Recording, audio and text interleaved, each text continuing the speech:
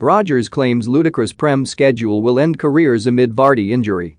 Brendan Rodgers says a player could have his career ended if the ludicrous football schedule isn't looked at.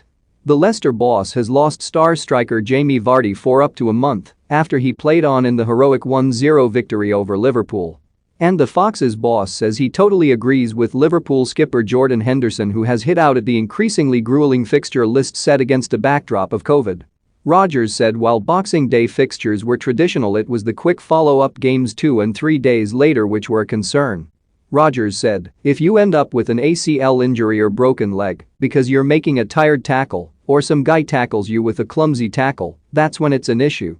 That's the player welfare element and something that can affect the livelihood of a player. He may never play again, or it might push him back in his career, and fatigue will play a huge part in that."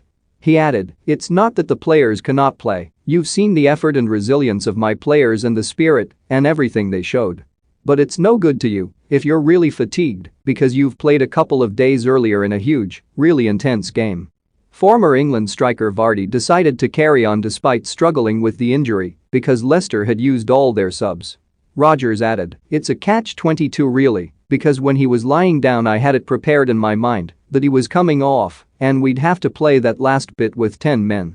But the warrior he is, and with that spirit he didn't want to come out of the team.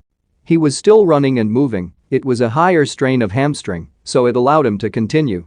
There's no doubt, if we could have made another sub, that would have certainly helped protect him for sure."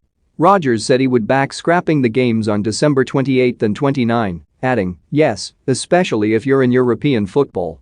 It's tough when people say that. If you're in European football you'll have the biggest squad because